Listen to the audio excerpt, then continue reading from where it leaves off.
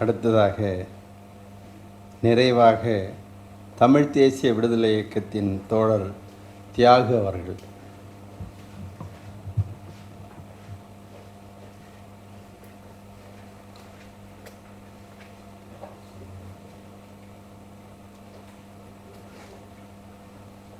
போதிவனம் பதிப்பகம் வெளியிட்டிருக்கிற இலங்கையில் தமிழர்கள் மீதான ஆயுதப்படையினரின் பாலியல் வன்முறை தமிழில் திரு வெற்றிவேல் மொழிபெயர்த்திருக்கிற இந்த நூலின் அறிமுக கூட்டத்தில் வரவேற்புரையாற்றியிருக்கிற கருணா பிரசாத் அவர்களே, தலைமையேற்றிருக்கிற வழக்கறிஞர் தோழர் பாவேந்தன் அவர்களே, இங்கே எனக்கு முன் உரையாற்றியிருக்கிற பேராசிரியர் மணிவண்ணன் அவர்களே, தோழர் ஐயநாதன் அவர்களே, மேலாள் நீதிபதி தோழர் சந்துரு அவர்களே, நாடு கடந்த தமிழ் அரசாங்க உறுப்பினர்கள் தமிழினியன் முகேஷ் தங்கவேல் மற்றுமுள்ள தோழர்களே,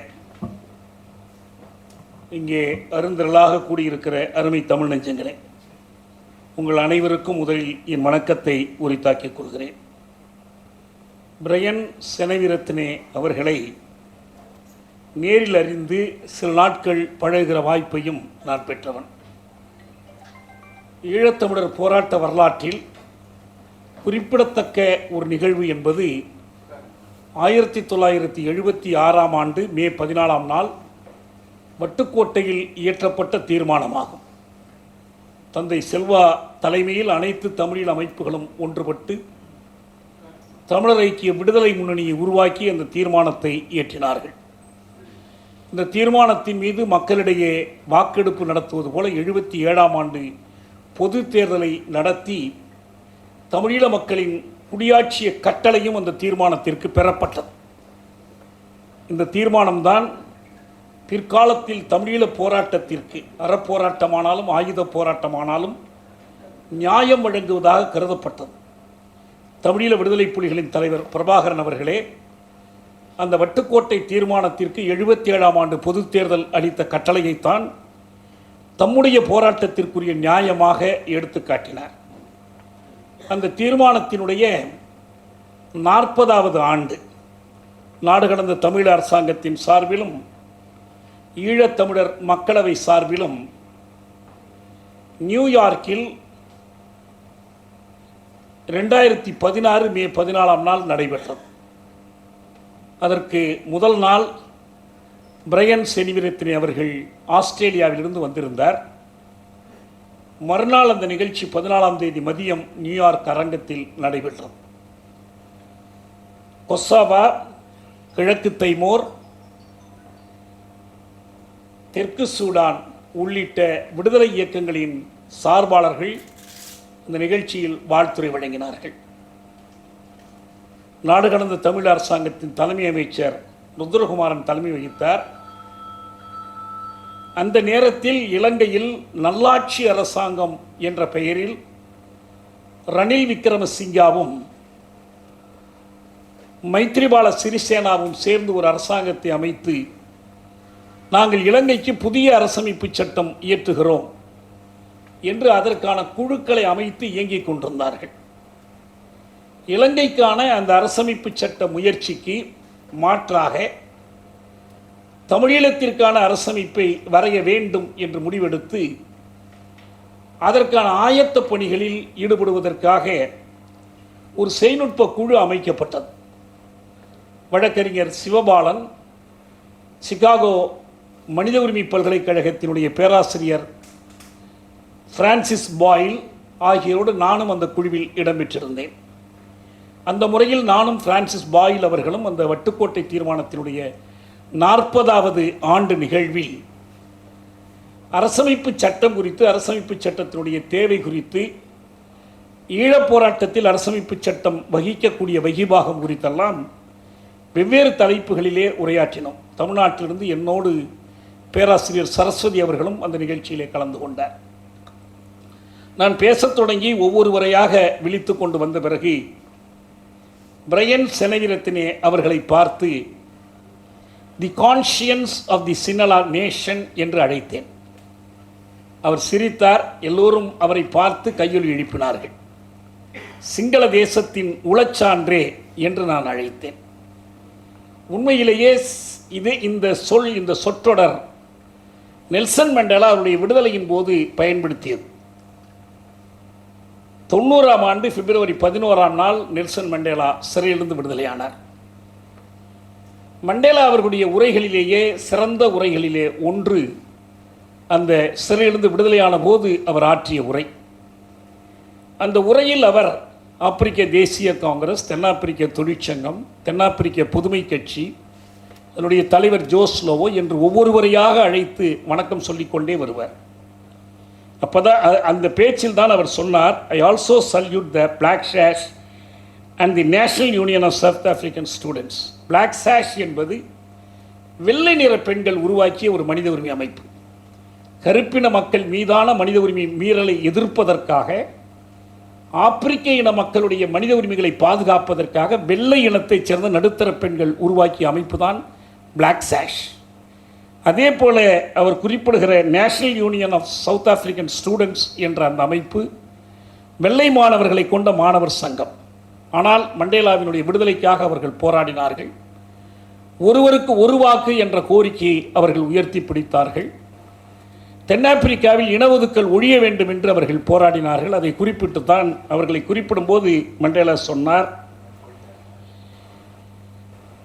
நீங்கள் வெள்ளை தென்னாப்பிரிக்காவின் உளச்சான்றாக செயல்பட்டிருக்கிறீர்கள் என்று நான் அங்கீகரிக்கிறேன் என்று சொல்வார்.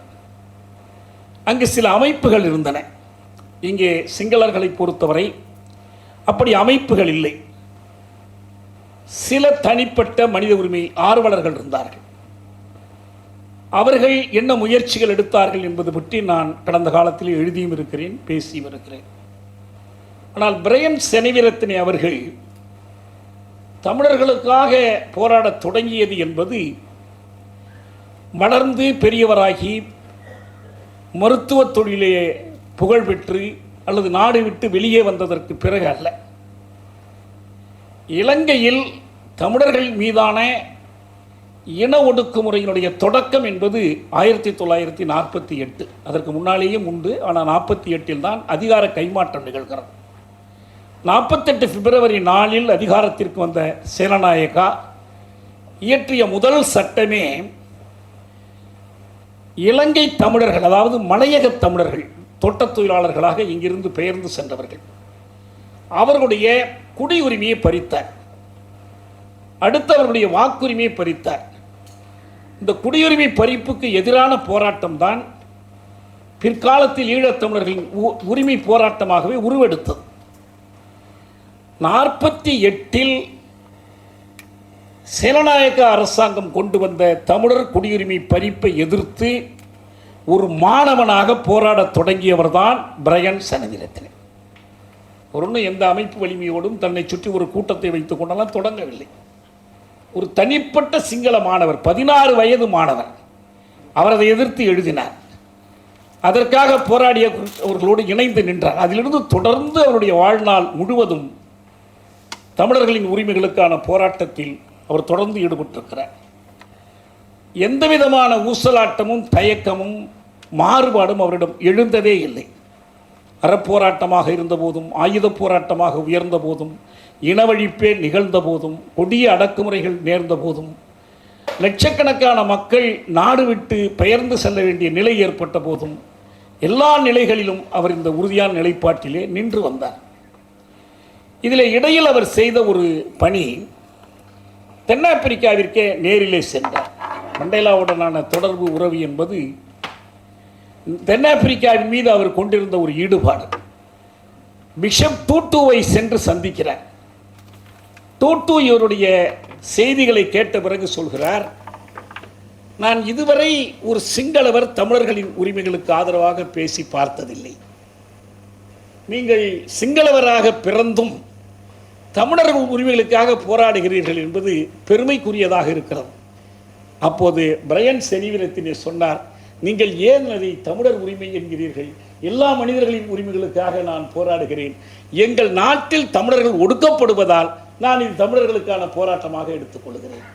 உங்கள் நாட்டில் கருப்பின மக்கள் ஒடுக்கப்பட்டால் உங்களோடு போராட்டத்தில் நான் கலந்து கொள்ள விரும்புவேன் என்றெல்லாம் பிரையன் செனிவிரத்தினே சொன்னார்.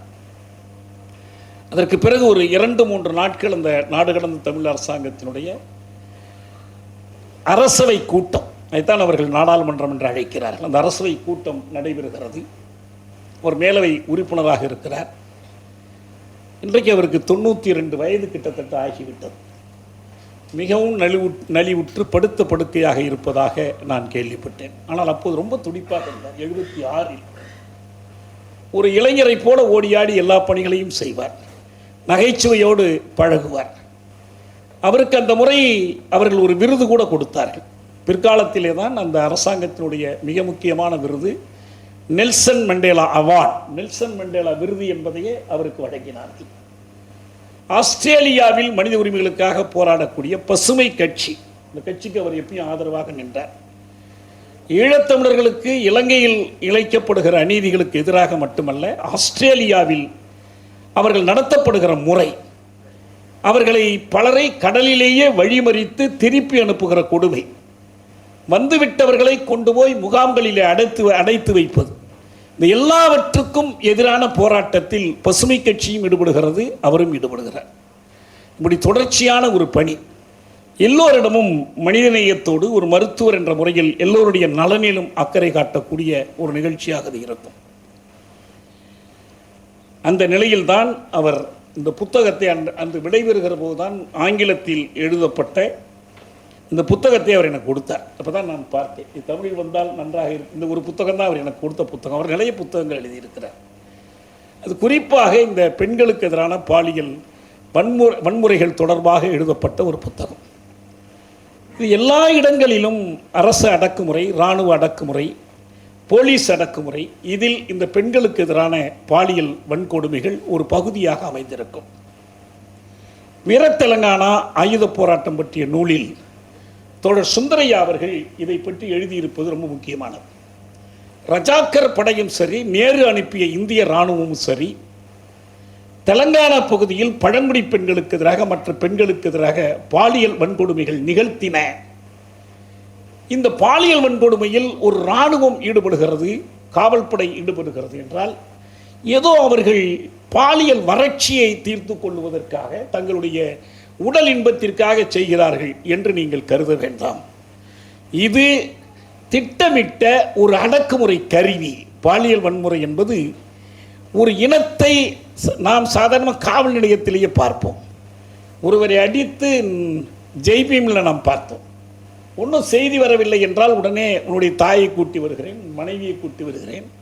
தான் எவ்வளவு வேண்டுமானாலும் அடி தாங்கிக் கொள்ளலாம். ஆனால் தன்னுடைய தாயோ தங்கையோ மனைவியோ துன்புறுத்தப்படுகிற போது, ஐயோ வேண்டாம், நீங்கள் என்ன சொன்னாலும் கேட்கிறேன், எங்கு வேண்டுமானாலும் ஒப்பமிடுகிறேன், எதை வேண்டுமானாலும் ஒப்புக்கொள்கிறேன் என்ற முடிவுக்கு அவன் வந்து விடுகிறான். இது தனி மனிதனுக்கு மட்டுமல்ல, ஒரு இனத்துக்கும் பொருந்தக்கூடியது. தமிழினம் ஒடுக்கப்பட்டது என்றால் அதனுடைய ஒரு கூறு இந்த பாலியல் வன்முறை. பிற்காலத்தில் ஐநா பொதுச் செயலர் அமைத்திய மூவல்லுனர் குழு, அந்த மூவல்லுனர் குழுவில் ஒருவராக ஈடுபட்டவர் ஜாஸ்மின் சூகா. அந்த ஜாஸ்மின் சூகா அவர் தனியாக ஒரு மனித உரிமை அமைப்பு வைத்து அதற்கு பிறகும் செயல்படுகிறார். ஜாஸ்மின் சூகா ஒரு தனியாக ஒரு புத்தகமே எழுதியிருக்கிறார், ஆய்வு செய்து எழுதியிருக்கிறார். செக்ஸ் கேம்ப்ஸ் என்று அவர்கள் நடத்தினார்கள். பாலியல் வல்லுறவுக்கான கேம்ப்ஸ், முகாம்களை வைத்து நடத்தினார்கள். போருக்கு பிறகும் நடத்தினார்கள். இதனுடைய நோக்கம் என்பது அந்த இனத்தின் மன துணிவை நொறுக்குவது.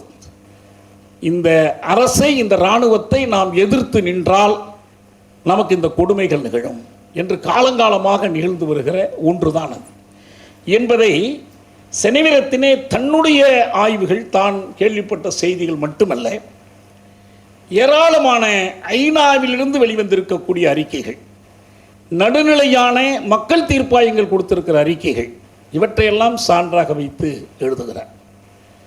ஒன்று நாம் மிக தெளிவாக புரிந்து கொள்ள வேண்டும், என்னவென்றால் ஈழம் தொடர்பாக இனிமேல் ஒரு அறிக்கை வந்து, நாம் அடிக்கடி தற்சார்பான பன்னாட்டு புலனாய்வு என்ற ஒரு கோரிக்கை வைக்கிறோம். சுயாதீனமான சர்வதேச விசாரணை என்று அவர்கள் சொல்வார்கள். Independent investigation, international independent international investigation. இந்த 2009-2010 தொடங்கி தொடர்ந்து இந்த கோரிக்கை வைக்கப்படுகிறது. ஆனால் இனிமேல் அப்படி ஒரு இன்வெஸ்டிகேஷன் வைத்து தான் இந்த உண்மைகளை கொண்டு வர வேண்டும் என்ற அவசியமே இல்லை. ஏற்கனவே நடத்திய விசாரணைகளில் இவை ஏராளமாக வெளிவந்து விட்டன. அந்த மூவர் குழு அறிக்கையை பொறுத்தவரை அவர்கள் சொல்வார்கள், credible allegations of war crimes and crimes against humanity. இந்த கிரெடிபிள் அலிகேஷன்ஸ் என்று அவ்வளவுதான் அவர்களால் செய்ய முடியும். அவர்கள் கிரிமினல் இன்வெஸ்டிகேஷன் பண்ண முடியாது. இவன் இந்த இடத்துல என்னது செய்தான் என்று செய்வதற்கு அவர்களிடம் அதற்கான பொறிமுறை கிடையாது. அதற்கு அவர்கள் அனுமதிக்கப்படுவதும் இல்லை. ஆனால் தங்களுக்கு கிடைக்கக்கூடிய சாட்சியங்கள், ஆதாரங்கள் இவற்றை திரட்டி இந்த குற்றச்சாட்டுகள் நம்பத்தக்க குற்றச்சாட்டுகள். இதே நம்பத்தக்க குற்றச்சாட்டுகளின் அடிப்படையில் தான் யுகோஸ்லாவியாவில் செர்பியாவின் கீழ் ஒடுக்கப்பட்டிருந்த கொசோவா, குரேஷியா இந்த நாடுகளில் எல்லாம் இதைத்தான் அளவுகோலாக பயன்படுத்தினார்கள். இதை அளவுகோலாக பயன்படுத்தி தான் தீர்ப்புகள் எழுதினார்கள். மிக அண்மைய உதாரணம், மியான்மரில் ரோஹிங்கியாக்கள் எதிராக ஒரு இனப்படுகொலை நடைபெறுகிறது என்று ஐநா மனித உரிமை பேரவை முடிவெடுத்தது. அவர்கள் மீது வழக்கு தொடுக்க வேண்டும் என்று சொன்னார்கள். வழக்கு தொடுக்கப்பட்டது. அனைத்துலக நீதிமன்றத்திலே வழக்கு தொடுக்கப்பட்டது. இதற்கு முன் சூடான் தொடர்பாக அப்படி ஒரு வழக்கு வந்தது. அவர் அல் பஷீரை அதன் அடிப்படையில் அவர்கள் தண்டித்தார்கள். இது வெறும் மனிதகுல விரோத டார்ஃபூரில் நடந்த கொடுமைகள். இவை மனிதகுலத்துக்கு விரோதமான குற்றங்கள் மட்டுமல்ல, வெறும் போர் குற்றங்கள் அல்ல, இவை இன கொலை குற்றம். இதற்காக அவர் எந்த நாட்டிற்கு போனாலும் அவரை பிடித்து ஒப்படைக்க வேண்டும் என்கிற அளவுக்கு ஒரு கைது ஆணையே பிறப்பித்தது உலக நீதிமன்றம். இன்றைக்கு சொல்கிறார்கள் இன்டர்நேஷனல் கிரிமினல் கோர்ட் இதே போன்ற ஆணையை நெட்டன்யாஹுவுக்கு எதிராக பிறப்பிப்பது பற்றி யோசித்துக் கொண்டிருக்கிறது. பிறப்பித்தால் அவர் எங்கு போனால் யார் பிடித்து கொடுப்பது? இஸ்ரேலை விட்டு வெளியில் வர மாட்டார். இஸ்ரேலிய மக்களே பிடித்து கொடுக்கிற நிலை வந்தால் மட்டும்தான் நடக்கும். ஆனால் இவ்வளவும் நடந்திருக்கிறது. ஆனால் இந்த எண்ணிக்கைகளோடு யுகோஸ்லாவியாவின் கீழ் அடக்கப்பட்டிருந்த தேசங்கள், அங்கு நடந்த கொலைகள், குரேஷியாவில் இறந்தவர்கள் தொகை 9000. இது அடிப்படையில் தான் அது இன அழிப்பு என்று ஐநா முடிவு கட்டுகிறது. ஏனென்றால் அவர்களுடைய யூரோசென்ட்ரிக் ஐடியாலஜி, ஐரோப்பிய நாடுகளுக்கு இருக்கக்கூடிய அந்த மையம், யுகோஸ்லாவியா ஐரோப்பாவில் இடம்பெற்று விட்டது. பக்கத்தில் நாட்டோ நாடுகள் வலிமையாக இருக்கின்றன. இந்த நாடுகள், கிழக்கு ஐரோப்பிய நாடுகள் சிதை உறுவதிலே அவர்களுக்கு ஒரு புறஞ்சார்ந்த அக்கறை இருந்தது. எனவே அவர்கள் அந்த நிலைமையை எடுத்தார்கள். கொசாவாவிலிருந்து வந்திருந்த அந்த விடுதலை இயக்கத்தினுடைய பிரதிநிதி கடைசியாக அவர்கள் பேச்சுவார்த்தை நடத்தி தான் ஒரு பொது வாக்கெடுப்பு நடத்தி புதிய அரசை தேர்ந்தெடுத்தார்கள். அவர் தனக்கு ஒரு தலைப்பு தேர்ந்தெடுத்து கொண்டு பேசினார். Human rights as a force of nature என்பது அவருடைய தலைப்பு. மனித உரிமைகள் இயற்கை சக்தியைப் போல வலிமை உள்ளது. மனித உரிமைகளுக்காக நாம் போராடுகிற போது எவ்வளவு பெரிய வலிமை படைத்த இராணுவம், வலிமை படைத்த வல்லரசையும் எதிர்த்து நாம் வெல்ல முடியும் என்ற கருத்தை அவர்கள் முன்வைத்தார்கள். ஆக இந்த செய்திகள் எல்லாம் நம் முன்னாலே தெளிவாக இருக்கின்றன. இன்னும் சொல்ல போனால் இன்றைக்கு உலக அளவில் எல்லா முக்கியமான பொறுப்புகள், மனித உரிமை சார் பொறுப்புகள் வகித்தவர்கள், அது ராதல் ஹுசைன், பிறகு வந்த மிஷேல் பஷலே, இன்றைக்கு இருக்கிற மனித உரிமை உயர் ஆணையர், அவருக்கு முன்னால் இருந்தவர்கள், இதற்கு முன் இருந்த ஐநாவினுடைய பொதுச் செயலர்கள், பான்டிமோன் தொடங்கி இப்போது இருக்கிற செயலாளர் வரைக்கும், இவர்கள் யாரும் என்ன சொல்வது கிடையாது என்றால் இலங்கையில் அப்படி எதுவும் நடக்கவில்லை, இது ஏதோ விடுதலை புலிகளோ மற்றவர்களோ கிளப்பி விடுகிற கதை என்று சொல்லவில்லை. காணாமலாக்கப்பட்டவர்களை பற்றி, வலிந்து காணாமலாக்கப்பட்டவர்களை பற்றி ஒரு ஐநா ஒர்க்கிங் குரூப், ஐநா செயற்குழு ஒன்று இயங்குகிறது. அந்த செயற்குழு தன்னிடம் வரக்கூடிய புள்ளி விவரங்களை திரட்டி ஒரு கணக்கு கொடுக்கிறது. ஈராக்கிற்கு அடுத்தபடியாக உலகத்திலேயே அதிகமானவர்கள் வலிந்து காணாமலாக்கப்பட்ட இடம் இலங்கை தான். இது ஐநாவினுடைய ஒரு அதிகாரபூர்வ அமைப்பு கொடுக்கக்கூடிய ஒரு கணக்கு. இது ஐநா மனித உரிமை பேரவையில் 2010 தொடங்கி அடுத்தடுத்து பல தீர்மானங்கள் வந்துவிட்டன. இந்த தீர்மானங்கள் ஒவ்வொன்றும் ஏதோ ஒரு விசாரணைக்கு அவர்கள் ஸ்பெஷல் ராப்போர்ட்டர்ஸ், சிறப்பு அறிக்கையாளர்கள் என்று வைத்திருக்கிறார்கள். தனி கண்காணிப்பாளர்கள் இருக்கிறார்கள், ஒவ்வொரு துறைக்கும் இருக்கிறார்கள். இவர்களை என் நாட்டிற்குள் விடுவதில்லை என்று ராஜபக்ஷ முடிவெடுக்கிறார். இன்னும் சொல்ல போனால், பழைய இந்த போர் நடக்கிற காலத்தில் மனித உரிமை ஆணையராக இருந்த தென்னாப்பிரிக்காவை சேர்ந்த தமிழ் வம்சாவளியிலே வந்த அந்த அம்மையார் அவர்களை கேவலப்படுத்தி இழிவுபடுத்தி சிங்கள அமைச்சர் பேசுகிறார். அதையும் மீறி அவர்கள் துணிந்து அங்கே சென்று இதற்கெல்லாம் நாங்கள் பயப்பட மாட்டோம் என்று அறிவிக்கிறார்கள்.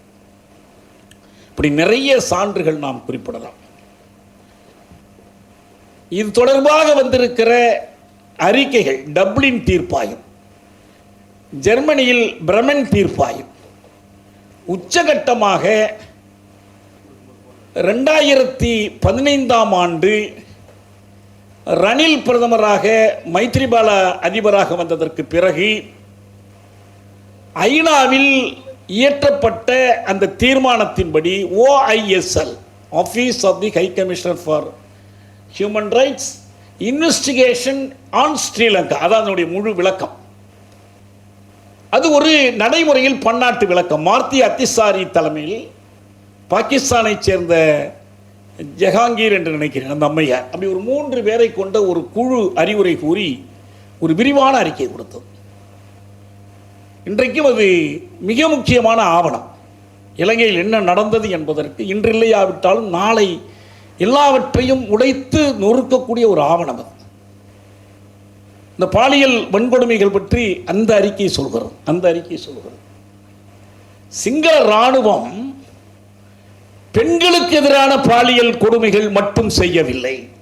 அந்த அறிக்கையில் இருக்குது, அந்த OISL அறிக்கையில் இருக்கிறது. 2015 செப்டம்பரில் வைக்கப்பட்டு ஏற்றுக்கொள்ளப்பட்ட அறிக்கை அது.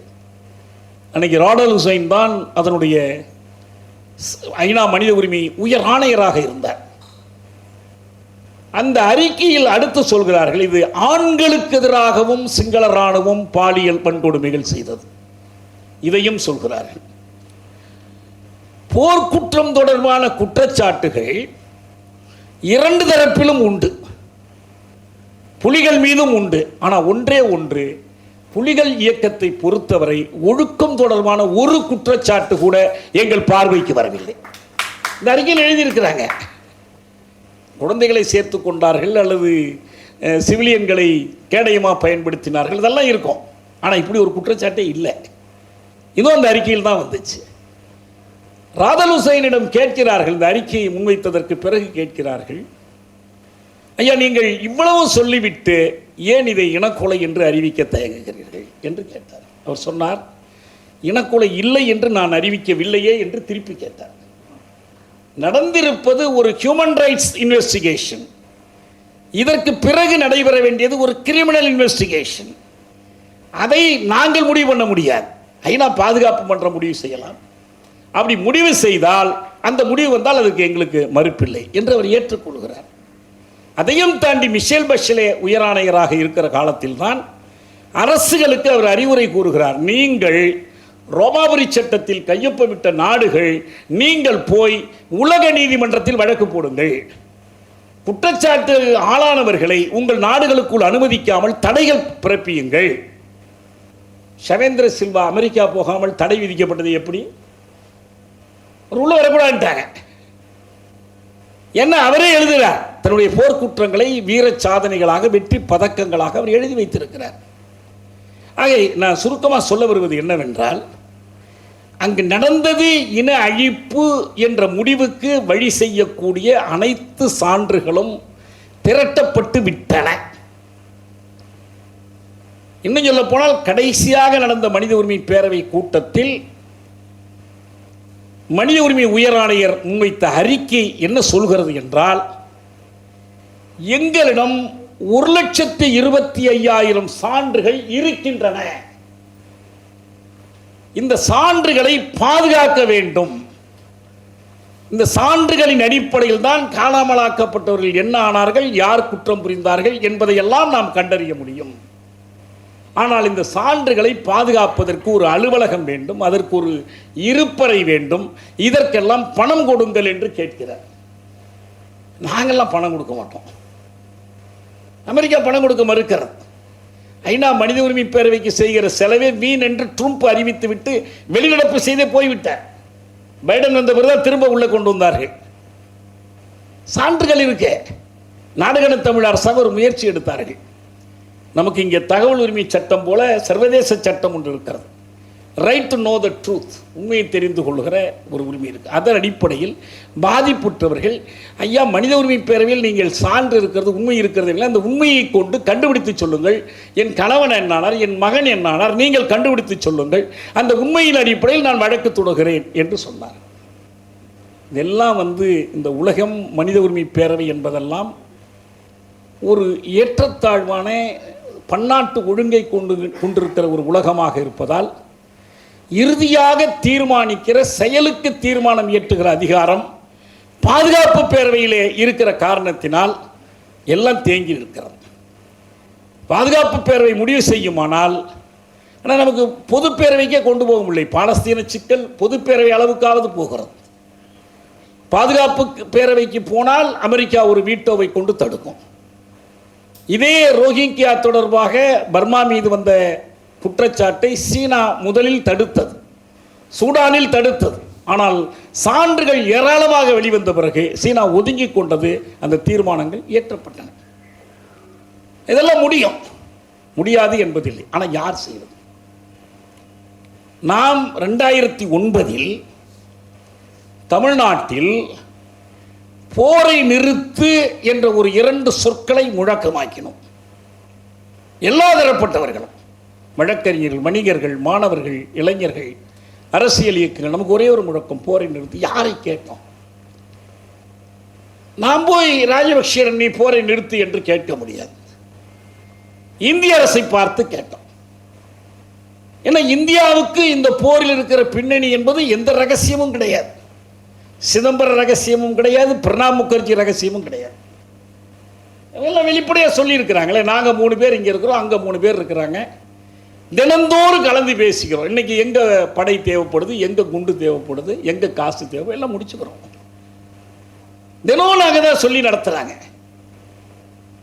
நாங்கள் போய் இதை சொல்ல முடியாது, அவங்கள போய் போர் நிறுத்தலாம் சொல்ல முடியாது.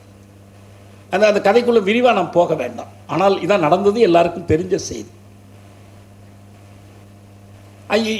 எதற்கு இதை சொல்கிறேன் என்றால், பாலஸ்தீனத்திற்காக ஐநாவில் குரல் கொடுப்பதற்கு ஒரு தென்னாப்பிரிக்கா இருக்கிறது, சில அரபு தேசங்கள் இருக்கின்றன. உள்நாட்டு தேவைகளை மனதில் கொண்டு, அந்தந்த நாடுகளுடைய குடியாட்சி அழுத்தத்தை மனதில் கொண்டு குரல் கொடுப்பதற்கான ஐரோப்பிய நாடுகள் கூட இருக்கின்றன. பிரான்ஸ் ஒரு முறை இந்த பக்கம் இருக்கும், ஒரு முறை அந்த பக்கம் இருக்கும், நடக்கும். ஆனால் தமிழர்களுக்காக குரல் கொடுப்பதற்கு, இனக்கொலைக்கு நீதி வேண்டும் என்று குரல் கொடுப்பதற்கு ஐக்கிய நாடுகள் அமைப்பில் நமக்கு ஒரு அரசு இல்லை.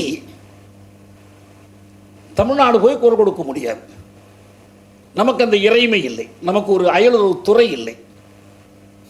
அப்போ இந்திய அரசு தான். அப்போ நம்முடைய கோரிக்கை யாரை நோக்கி? இந்திய அரசே போரை நிறுத்து, இதுதான் நம்முடைய கோரிக்கை.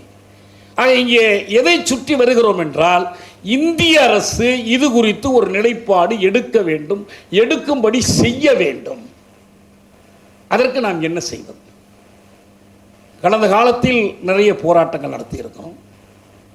உலகம் முற்றிலுமான அவநம்பிக்கை இருள் சூழ்ந்த உலகம் அல்ல. 60களின் பிற்பகுதியில் வியட்நாமுக்காக அமெரிக்க பல்கலைக்கழகங்களில் போராடினார்கள்.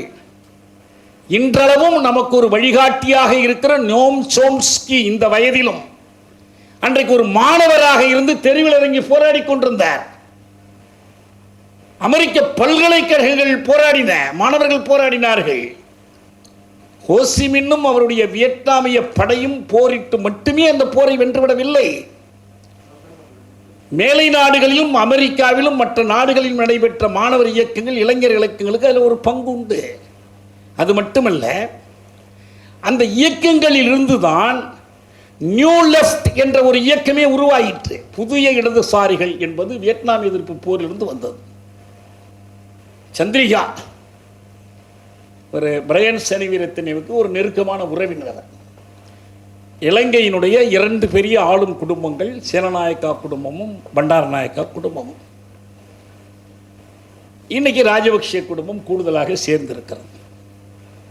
எல்லாம் தொடர்ச்சியாக இவங்க உறவுக்காரர்கள். இதில் விலகி நிற்கிற ஒரே ஒரு குடும்பம் பிரேமதாசா குடும்பம் தான். இந்த குடும்பங்களில் வந்த ஒருத்தர் தான் இவர்.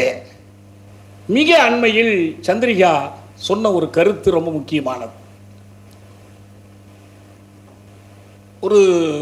ஒரு வருஷம் இருக்கும்னு நினைக்கிறேன். சொன்னாங்க, Sri Lanka is a failed state. Sri Lanka என்ற அரசு தோற்று போய்விட்டது. ஒரு அரசாங்கத்தை சொல்லல, அவங்க ஒரு பிரதமரை ஒரு அதிபரை சொல்லல. ஆஸ் எ ஸ்டேட், ஒரு அரசு என்ற முறையில் ஸ்ரீலங்கா தோற்றுவிட்டது. உங்க பொருளியல் நெருக்கடிகளை பற்றி மட்டும் சொல்லலை, எல்லாத்தையும் சேர்த்து சொல்றாங்க. ஒரு அமைதியான சூழல் இல்லை, ஒரு குடியாட்சிய உறவுகள் இல்லை, சமத்துவம் இல்லை. சந்திரிகாவினுடைய தகப்பனார் எஸ்டபிள்யூஆர்டி பண்டாரநாயக்கா தான் ஸ்ரீலங்கா அரசியலுக்கு வந்த புதிதிலே ஒரு முழக்கம் கொடுத்தார். 1 language 2 nations, 2 nations 1 language. இது சொன்னது பண்டாரநாயக்கா.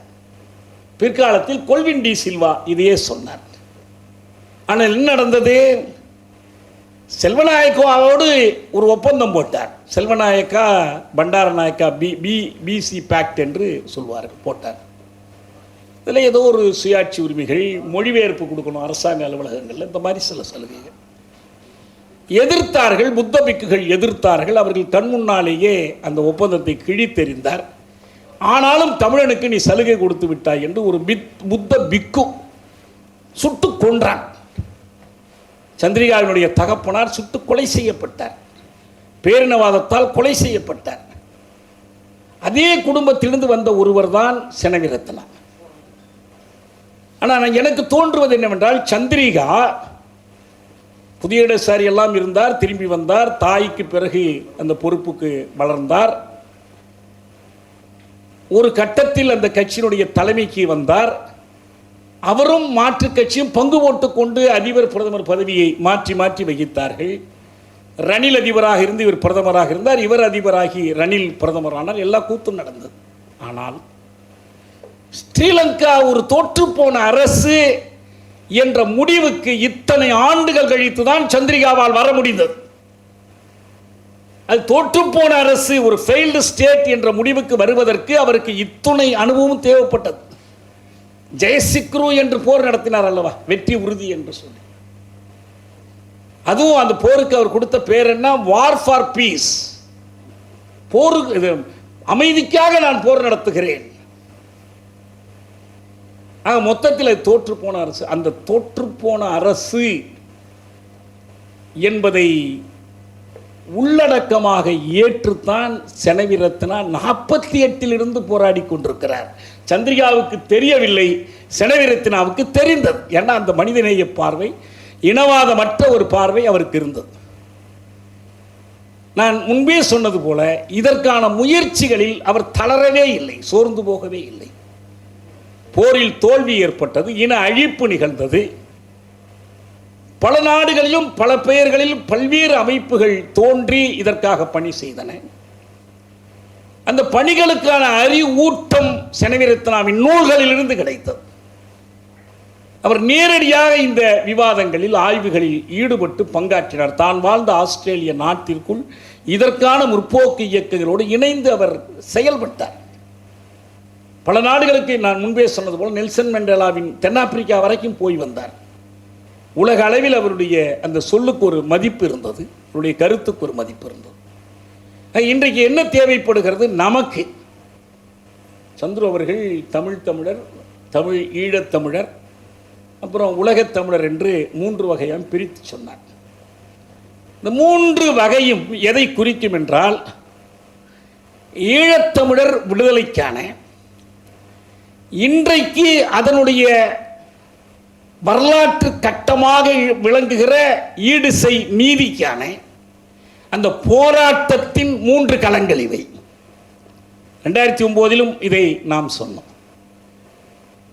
தமிழ்நாடு ஒரு களம், தாய் தமிழீழம் ஒரு களம், உலகத் தமிழ் உலகம், புலம்பெயர் தமிழ் உலகம் ஒரு களம். தாயகத்தில் என்ன நிலைமை? அவர் குறிப்பிட்டது போல அந்த எழுக தமிழ் எழுச்சி பற்றி எல்லாம் செனவிரத்தினை கவனித்து பதிவு செய்கிறார். அவருக்கு ஊக்கமளிக்கிற ஒன்றே ஒன்று கிடைத்தாலும் அதை பதிவு செய்கிறார். அவர்கள் எல்லோரும் சேர்ந்து ஒரு கூட்டாக ஒரு மடல் எழுதினார்கள். ஐநா மனித உரிமை பேரவையிலே உறுப்பு வைக்கிற நாடுகளுக்கெல்லாம் அவர்கள் எழுதினார்கள். நாம் அந்த நேரத்தில் ஒரு கோரிக்கை வைத்தோம். அவர்கள் எழுதியிருக்கிற அதே மடலை நீங்கள் வழிமொழிய வேண்டும் என்று திராவிட முன்னேற்ற கழகத்துக்கு ஒரு கோரிக்கை வைத்தோம். திமுக செயற்குழுவில் ஒரு தீர்மானம் இயற்றினார்கள். இதைத்தான் செய்ய வேண்டும். இதெல்லாம் நடந்துச்சு. எந்த கட்டத்திலும் இந்த போராட்டத்தில் அவர் நம்பிக்கை இழக்கவே இல்லை. நடக்கிற ஒவ்வொரு முயற்சியையும் அவர் வரவேற்றார், பாராட்டினார், தொடர்ந்து முன்கொண்டு வந்தார். இது ஆஸ்திரேலியா எப்படி இருந்தாலும் சரி, ஐரோப்பா, அமெரிக்கா, கனடா, குறிப்பாக கனடா நாடு இன அழிப்பு கல்வி குழு வைத்து செயல்படுத்துகிறது. பள்ளிக்கூடத்தில் பாடத்திட்டத்தில் இன அழிப்புக்கு எதிராக குழந்தைகளுக்கு அவர்கள் பாடம் நடத்துகிறார்கள். அந்த இன அழிப்பு கல்வி குழு அந்த இன அழிப்பு கல்வியை முதன்மையாக தந்தவர் என்று சொல்லி செனவிரத்னாவுக்கு விருது கொடுத்திருக்கிறது. கனடா அரசு கொடுத்திருக்கிறது. கனடா நாட்டினுடைய நாடாளுமன்றம் சென்ற ஆண்டில் தீர்மானம் இயற்றியது. ஈழத்தில் நடந்தது இனவழிப்பு. முள்ளிவாய்க்கால் நினைவு சின்னம் யாழ் பல்கலைக்கழகத்திலே தகர்க்கப்பட்ட போது இந்த தகர்க்கப்பட்ட நினைவு சின்னத்திற்கு ஈடாக எங்கள் நகரத்தில் நாங்கள் நினைவு சின்னம் எழுப்புகிறோம் என்று பிராம்டன் நகரத்தினுடைய மேயர் அங்கு நினைவு சின்னம் உருவாக்கினார். கனடாவில் இருக்கிற பிராம்டன் நகரம். இப்படி எல்லா இடத்திலும் நடக்கிற முயற்சிகளில் அவருக்கு பங்கு இருந்தது. அதில் ஊக்கமோடு இருந்தார். இப்போ 2வது தாயகத்தை பொறுத்தவரை அவ்வப்போது நடக்கின்ற இன்னொரு பக்கம் அவர்களுடைய அரசியல் மே 14 இன அழிப்பு நாளாக அவர்கள் அறிவித்திருக்கிறார்கள். இப்போ இந்த இதை பொறுத்த வரைக்கும், தாயகத்தை பொறுத்த வரைக்கும் ஒரு முக்கியமான குறை இருக்கிறது. அவர்கள் இன்றைக்கு இந்த கட்டமைப்பியல் இனவழிப்பு, ஒரு ஸ்ட்ரக்சரல் ஜெனோசைட் அது தொடர்கிறது. அதுக்கு ஆதாரம் பண்பாட்டு படையெடுப்பு. இந்து கோயில்கள் இருக்கிற இடத்திலே அகழ்வாராய்ச்சியின் மூலம் புத்தர் சிலை கிடைத்தது என்பது இங்கே பார்த்தோம் இல்லையா?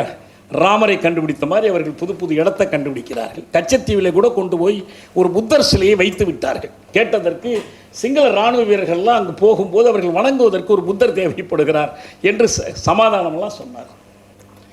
இதற்கு எதிராக சில போராட்டங்கள் நடந்தன. நீதிமன்ற தீர்ப்புகள் பெறப்பட்டன. கஜேந்திரகுமார் பொன்னம்பலம் அவர் தலைமையேற்று ஒரு போராட்டத்தையும் நடத்தினார். ஆனால் பெரும்பாலான கட்சிகள், தமிழரசு கட்சியாக இருக்கட்டும், அதில் இருக்கிற சுமந்திரன் பிரிவாக இருக்கட்டும், வேறு பிரிவுகளாக இருக்கட்டும், இந்தியா என்ன எழுதி கொடுக்க சொல்கிறதோ அதை எழுதி கொடுப்பதற்கு காத்திருக்கிறார்கள். அதிபர் பதவிக்கு முறைப்படியான தேர்தல் நடத்தப்படாமல் ஜெயவர்தனேயை நாடாளுமன்ற உறுப்பினர்கள் ஓட்டு போட்டு தேர்ந்தெடுப்பது என்று ஒரு முயற்சி நடக்கிறது. இதற்கு அமெரிக்க ஆதரவு. இன்னும் ஜெயவர்தனா ஒரு நாடாளுமன்ற உறுப்பினராக கூட ஓட்டு வாங்கி தேர்ந்தெடுக்கப்பட்டவர் அல்ல. நேஷனல் லிஸ்டில் தான் அவர் போய் உட்கார்ந்துருந்தார். திடீரென்று ஒரு வாய்ப்பு அவருக்கு கிடைத்தது. யானை ஒருத்தருக்கு மாலை போட்டு ராஜாவாக்கிய மாதிரி அவரை திடீரென்று உட்கார வைத்தார்கள். அவருக்கும் இந்த தாமரை கட்சின்னு அங்கே சொல்லுவாங்க. இங்கே ஒரு கட்சி மாதிரி இங்கே ஒரு தாமரை கட்சி, ராஜபக்ஷ கட்சி. அவர்கள் வேறொருவரை முன்னிறுத்தினார்கள். இந்த தலைவர்களெல்லாம் ஒன்றா கூடி உட்கார்ந்திருக்கிறார்கள். திடீரென்று யாழ்ப்பாணத்தில் இந்திய தூதரிடமிருந்து ஒரு தொலைபேசி அழைப்பு வருகிறது. நீங்கள்லாம் இவருக்கு ஓட்டு போடாதீங்க, அவருக்கு ஓட்டு போடுங்க. இதுதான் இந்தியாவினுடைய பங்கு. இவங்க இந்த புவிசார் அரசியல் என்கிறோமே, இவங்க விரும்பின ஆளை வச்சுக்கணும். நேபாளமா, பூட்டானா, சிக்கிமா, இவங்களுக்கு விரும்பின ஆளை முடிஞ்ச வரைக்கும் வச்சுக்கணும். இந்த முயற்சி தான் செய்தார்கள் அங்கேயும். இப்போ தமிழ்நாடு நம்ம என்ன உண்மையை ஒத்துக்கொள்ள வேண்டி இருக்குதுன்னா, தமிழ்நாடு இதில் மிகவும் பின்தங்கி நிற்கிறது. நம்ம கூட்டமைப்பு வச்சுருக்கோம், ஈழத்தமிழர் வாழ்வுரிமை கூட்டமைப்பு, பேசுகிறோம், எல்லாம் பண்ணுறோம். நான் ஒன்றில் ஒன்றே ஒன்று கேட்டுக்கிறேன். இப்போ கடைசியாக நடந்த தேர்தலில் ஈழத்தமிழர் குறித்து யார் என்ன நிலைப்பாடு எடுத்தார் யாருக்காவது தெரியுமா? பாரதிய ஜனதா கட்சியினுடைய தேர்தல் அறிக்கையில், ஏன்னா பாரதிய ஜனதாவோ காங்கிரஸோ தான் ஆட்சி தலைமைக்கு வர முடியும், நம்ம யாரும் திமுகவோ அதிமுகவோ சிபிஎம்மோ வர முடியாது. ஆட்சி தலைமைக்கு வர வாய்ப்பு இருக்கிற 2 கட்சிகள் காங்கிரசும் பாஜக. காங்கிரஸ் பாஜகவினுடைய அயலுறவு கொள்கை என்னவாக இருக்க போகிறது என்றால், அயோத்தி குடமுழக்கை சர்வதேச விழாவாக கொண்டாட வேண்டும். இந்திய அயலுறவு கொள்கையினுடைய ஒரு முக்கிய சின்னமாக ராமரை உலகமெங்கும் பரப்ப வேண்டும். இதெல்லாம் அவங்க எழுதி வச்சிருக்கிற கொள்கைகள். மற்றபடி பயங்கரவாதத்தை ஒழித்து கட்ட வேண்டும் உலகமெங்கும். ஆனால் மோடியே என்ன பேசுகிறார்? முன்பு மாதிரிலாம் நாங்கள் டோசியல்ஸ் எல்லாம் அனுப்பிக்கிட்டு இருக்க மாட்டோம். அதாவது என்ன அர்த்தம்? ஒரு நாட்டில் குற்றம் நடக்குது, இந்த குற்றவாளியை எங்களுக்கு பிடிச்சு கொடு, அதுக்கு சான்று என்ன, இதுக்கு ஆவணங்களை அனுப்புவது, இதுக்கு தான் டோசியல்ஸ். நீங்கள் விஜய் மல்லையாவுக்கு டோசியல்ஸ் அனுப்புவீங்க, முகுல் சோக்ஷிக்கு டோசியல்ஸ் அனுப்புவீங்க. ஆனால் இவர்கள் என்ன செய்கிறாங்கன்னா, இவங்க காலிஸ்தானுக்காக போராடுறவங்களாம் நாங்கள் டோசியல்ஸ் அனுப்புவோம், வீடு புகுந்து கொலை செய்வோம். சொல்கிறது யாருங்க? மோடி வெளிப்படையாக பொதுக்கூட்டத்தில் சொல்கிறாரு. பழைய மாதிரிலாம் இல்லை, எங்கள் அயலுறவு கொள்கை ரொம்ப ப்ரோ ஆக்டிவ், புகுந்து அடிப்போம். இது அவங்க கூத்து ஒரு பக்கம். காங்கிரசினுடைய அயலுறவு கொள்கை என்ன?